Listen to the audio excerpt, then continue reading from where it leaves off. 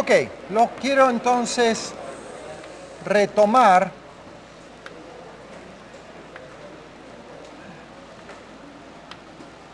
el problema de la gravitación, una fuerza de interacción siempre atractiva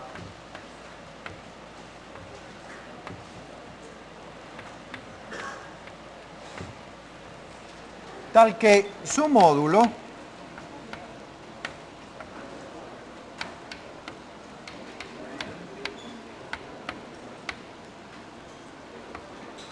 tiene un coeficiente que es la constante de gravitación universal, el producto de las masas, que curiosamente son las masas inerciales,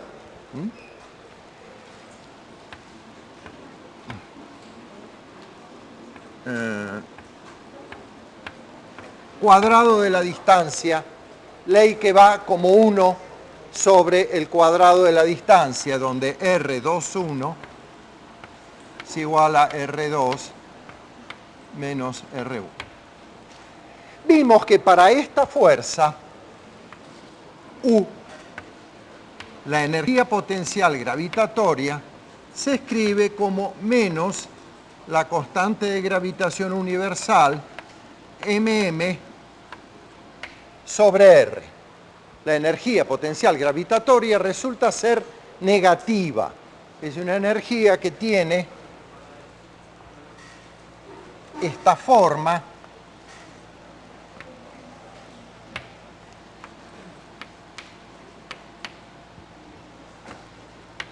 y que cuando los cuerpos están separados por una distancia infinita se anula. Eso fue lo que nos permitió calcular cuánto vale la velocidad de escape del campo gravitatorio terrestre para un vehículo que quiero que salga del marco de la atracción gravitatoria. Entonces, en el caso particular que esta fuerza con ese potencial dé lugar a órbitas circulares, yo mostré, en la clase anterior, la validez de las leyes de Kepler. La primera era órbitas planas, consecuencia del momento angular constante, la constancia de la velocidad areolar, área barrida por unidad de tiempo, y la ley de los cuadrados con los períodos con los cubos de las órbitas. Perdón, sí, los cuadrados de los períodos con los cubos de la distancia entre las masas. Eso está bien para el caso de órbitas circulares, pero es un caso particular. La relación a la cual conduce esta fuerza entre dos masas no necesariamente implica un estado, como se llama en física, un estado ligado de órbita circular, o puede ser una órbita abierta, puede ser una órbita parabólica. Lo que sí se puede demostrar es que todas las órbitas posibles, o sea, todas las trayectorias de movimiento posible bajo este tipo de fuerzas son cónicas, o sea, son o parábolas o hipérbolas o círculos o elipses, que son las cónicas conocidas por todos. Yo en realidad no puedo quedarme con el caso de órbitas circulares porque es demasiado simple, ni puedo abordar el problema de demostrarles que las órbitas son cónicas y en particular que las órbitas cerradas son elipses, porque implica resolver una ecuación diferencial con elementos que ustedes todavía no tienen. Implican resolver integrales que no son evidentes, implica el conocimiento de las ecuaciones de las cónicas en coordenadas polares que no son evidentes. Pero sí puedo hacer algo que es más o menos lo que hizo Newton, modestamente. Y es tomar la aseveración de Kepler, según la cual las órbitas de los planetas son elípticas, y relacionarlas con dos elementos, dos cantidades físicas fundamentales, que son la energía y el momento angular. En otras palabras, ¿qué relación tienen? ¿Cuál es la relación de la órbita con la energía total y con el momento angular? Y eso es lo que quiero ver ahora. Entonces, en la clase anterior yo les conté que iba a trabajar con órbitas elípticas y hablamos un momento de las particularidades de una curva que se llama la elipse. A es una curva que satisface la ecuación x cuadrado sobre a cuadrado más y cuadrado sobre b cuadrado igual 1. Esas cantidades a y b es lo que se llaman los semiejes. Esto es a y esto es b. Y otro parámetro que caracteriza la elipse es lo que se llama la excentricidad. B al cuadrado es igual a... No, perdón. B es igual a por la raíz de 1 menos e al cuadrado, donde e es lo que se llama la excentricidad. Dicho en otros términos, a al cuadrado menos b al cuadrado es igual, se puede escribir la diferencia de cuadrados como a cuadrado e cuadrado. A ver, b cuadrado menos a cuadrado. Ok. La excentricidad entonces aparece como una medida de las diferencias de A y B. Fíjense que si A es igual a B, la excentricidad es nula. E igual a 0 implica que A es igual a B. Si A es igual a B, ¿esto en qué se transforma? En un círculo de radio A o B, porque son iguales. Esto pasa multiplicando para acá arriba y se transforma en un círculo. Un círculo es un caso particular de elipse con excentricidad nula. Y si la excentricidad tiene el máximo valor posible, que es 1, B es 0.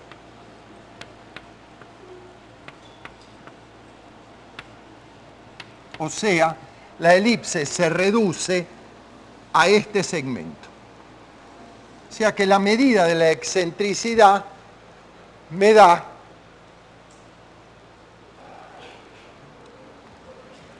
el apartamiento, podríamos decir, de la elipse de un caso límite, que es el círculo, a otro caso límite, que es un segmento de longitud 2A.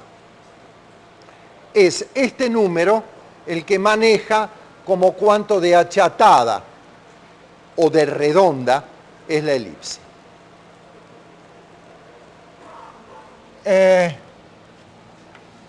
Ya en la clase anterior les conté que la elipse se puede... No, así no me va a salir. La elipse se puede generar geométricamente con el llamado método del jardinero, porque esta ecuación corresponde a la curva que resulta de encontrar el lugar común de dos puntos que se llaman los focos de la elipse, estos dos puntos, tal que la suma de esas distancias es una constante para toda la elipse. Quiere decir que R1 más R2 en este punto P es igual a R1 más R2 en este punto Q es igual a R1 más R2 en este punto A, etcétera, etcétera. R1 más R2 es una constante para todo punto de la elipse y esa constante R1 más R2 es igual a 2A. Eso es obvio, ¿no? Porque si me pongo aquí, R1 es esta distancia desde este foco a este extremo, más R2, esta distancia es igual a esta, y entonces esa suma me da 2A, que es el doble del semieje mayor. Entonces, y yo les conté ya en la clase anterior que la manera de trazar elipse geométricamente es fijando estos dos puntos, tomándose un hilo y ir trazando la figura, desplazando el hilo con un lápiz de manera de ir dibujando este contorno que satisface esta condición que es la definición de la elipse. Ok. ¿Por qué traigo a colación la elipse? Bueno, porque una de las leyes de Kepler, una es que las órbitas son elípticas y el Sol está en uno de los focos. Quiere decir que el fenómeno orbital, si nos concentramos, al menos empecemos, en el sistema solar, es que el Sol está acá en uno de los focos de la elipse. Esta es la Tierra. Supongamos que vemos el movimiento elíptico de uno de los planetas. Si vivimos en la Tierra, tomémosla como ejemplo. Es válido para todos los planetas del sistema solar. Entonces, si aquí tenemos el Sol, esta es la Tierra, esta distancia es A por E. La distancia de los focos al centro es A por E. Fíjense que cuando la elipse tiene excentricidad nula, cuando la excentricidad es nula, los dos focos coinciden en el centro. Cuando la excentricidad es 1, los focos están en los extremos de la elipse que se transforma en un segmento. Muy bien, entonces esto es A menos E. Este punto, el punto más cercano al Sol, se llama el perihelio. Perihelio.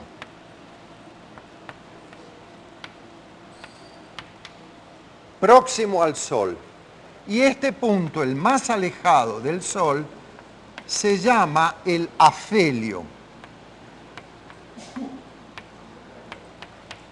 El más alejado del Sol. Entonces, eso yo lo voy a tomar como una realidad empírica. Eso lo sabía Kepler, eso lo supo Newton. Y sabía que era válido para todos los planetas, son observaciones experimentales. Entonces, vamos a ver qué relación tiene esta órbita con esta fuerza y con una energía que estaba por ahí, la borré. Muy bien, la fuerza es siempre una fuerza de atracción. Y en cualquier punto de la órbita, la Tierra tendrá una velocidad v que tiene una componente radial y una componente radial y una componente tangencial.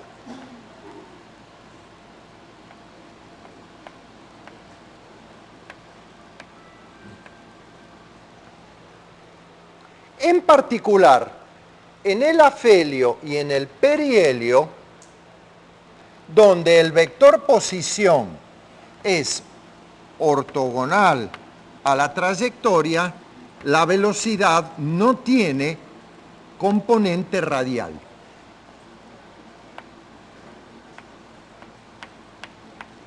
En el afelio y en el perihelio, las velocidades son solo tangenciales, no tienen esta componente radial.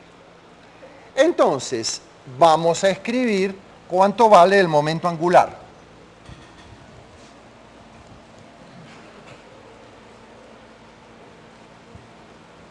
Fíjense que la estructura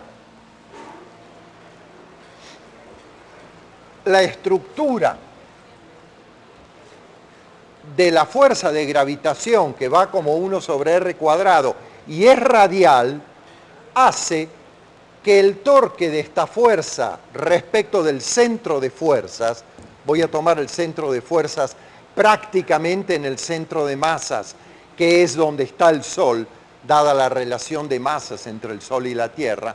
La masa de la Tierra es 6 por 10 a la 24, creo, la masa del Sol es algo así como 6 por 10 a la 30, o sea que es 1.000.000 de veces más grande. No, perdón, me equivoqué, es 2 por 10 a la 30 la masa del Sol. Y la masa de la Tierra es 6 por 10 a la 24. O sea, sí hay un factor de casi 3 por 10 a la 5, la relación de masa. Quiere decir que puedo considerar, como el Sol tiene una masa más de 100.000 veces mayor que la de la Tierra, que el centro de masa está casi en el Sol. Pongo el centro de coordenadas en el Sol y la fuerza me queda radial. Al ser la fuerza radial, esta fuerza respecto de este origen da torque nulo. Si el torque es nulo, el torque de esa fuerza es 0, 0 será igual a dL a dt. Pero si dL a dt es 0, entonces quiere decir que el momento angular R vector P es una constante.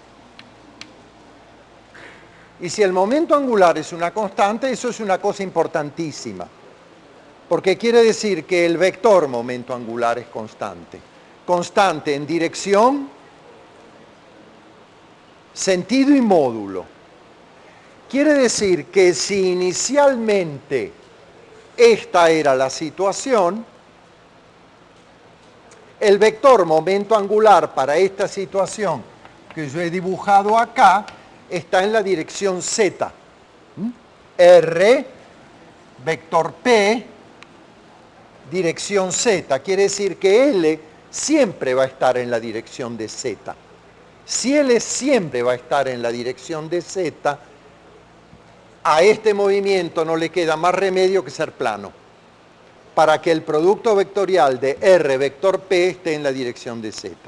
Así que así de entrada, de movida, el movimiento de los planetas tiene que estar en un plano, cosa que es lo que se observa. Muy bien, pero todavía podemos calcular cuánto vale el módulo del momento. Bueno, vamos a calcular el momento angular. R vector P. Muy bien, pero lo voy a calcular en el afelio y lo voy a calcular en el perihelio. En el afelio, R está en la dirección X y la velocidad es perpendicular a R, porque aquí, por definición de vector velocidad, la velocidad es tangente a la trayectoria, y en este punto ese vector no tiene componente radial, tiene solo componente tangencial, puesto que es el punto donde el vector posición en ese punto de la trayectoria es ortogonal a la tangente a la trayectoria. quiere decir que R y B son ortogonales. Quiere decir que R vector P es igual a M por R en el afelio por V en el afelio,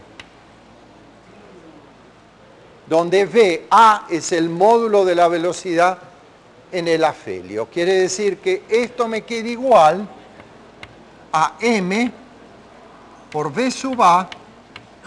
¿Cuánto vale R sub A? La distancia del Sol al afelio. Vale esto, A por E por la excentricidad, más A. O sea, esto es igual a A por 1 más la excentricidad. Ese es el momento angular en el afelio. Y el momento angular en el perihelio, bueno, no importa si lo llamé P mayúscula, es R vector P en el perihelio. ¿Y qué pasa en el perihelio? Bueno, nuevamente es un caso en el cual la órbita es ortogonal al vector posición. Fíjense bien, por favor dejen de hacer ruido porque me molesta. Fíjense bien que no en cualquier punto de la órbita el vector posición es perpendicular a la velocidad. Eso solo ocurre para el movimiento circular. Esto no es un movimiento circular. Pero existen puntos como este y este en el cual el vector posición sí es ortogonal a la velocidad, en el afelio y en el perihelio. Entonces acá es muy fácil calcular el momento angular. ¿Por qué? Porque el vector velocidad y el vector posición son ortogonales. Entonces, este producto angular, acá escribí, perdón. Acá escribí algo muy feo, porque un vector no puede ser igual a un escalar. Me olvidé de poner que esto está en la dirección de K, perdón. Y esto me va a quedar que también en la dirección de K, porque R vector, este V sub P da en la dirección de K, me va a quedar RP por M V sub P. Y esto es lo mismo que K por M V sub P, y este RP, el vector posición en el perihelio, mejor dicho, la distancia del Sol al perihelio, el módulo del vector posición, esta distancia es A, el semieje, menos A por E, es A por 1 menos E. Ok, pero entonces resulta lo siguiente. Entonces resulta que como L es constante,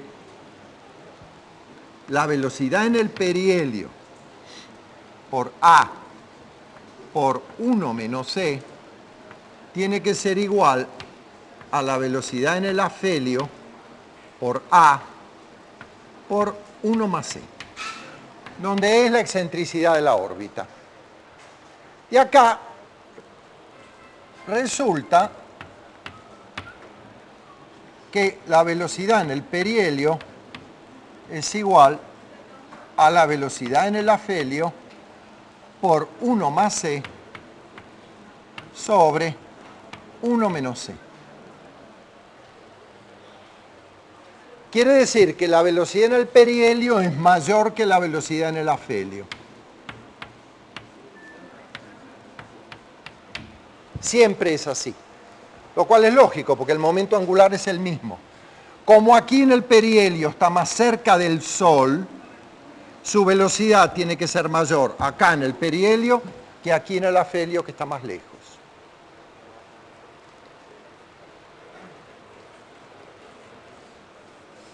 Bien, primera consecuencia entonces de conservación del momento angular.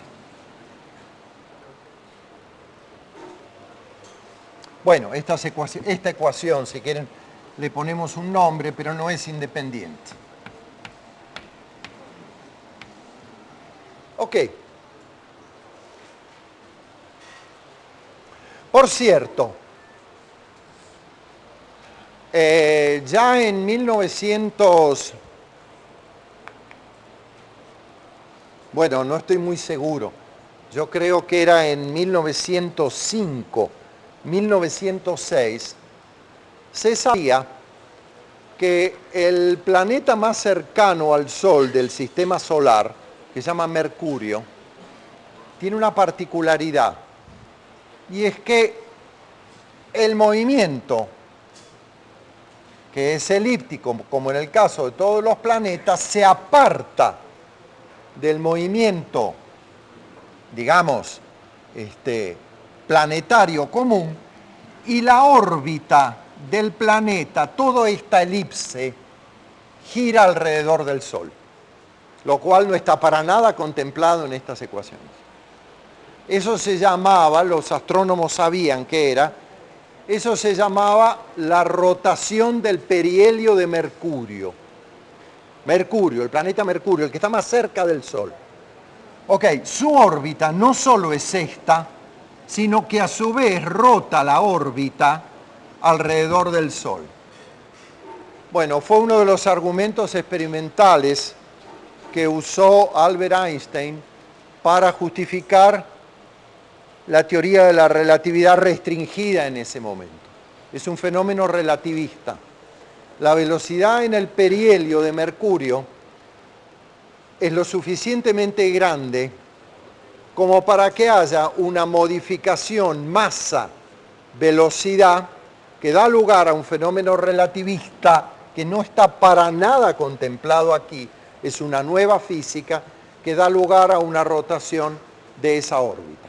Es un fenómeno que no se da con órbitas de planetas más masivos y que no estén tan cerca al Sol. Fue observado en Mercurio y fue uno de los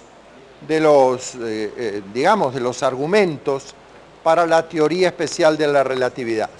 En esa época no había nada, enseguida, no había nada que se moviera tan rápido. Hoy sí, hoy en los aceleradores de partículas hay electrones, hay partículas elementales que se mueven muy rápido y que se puede comprobar la variación de la masa con la velocidad. En aquella época no. Y se utilizó eso, un argumento, digamos, una realidad astronómica, un laboratorio que está fuera de la Tierra, para inferir la variación de la masa con la velocidad.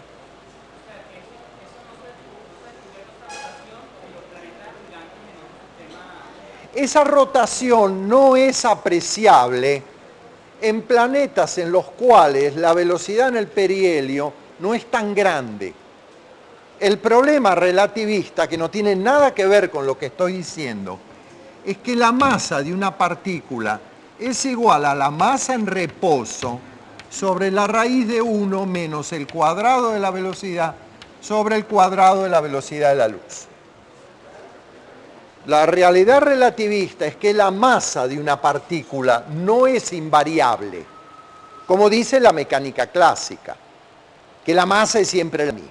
La relatividad dice que no. Dice que la masa de un cuerpo es igual a la masa en reposo sobre este término. Este término es la raíz de 1 menos el cuadrado de la velocidad dividido el cuadrado de la velocidad de la luz.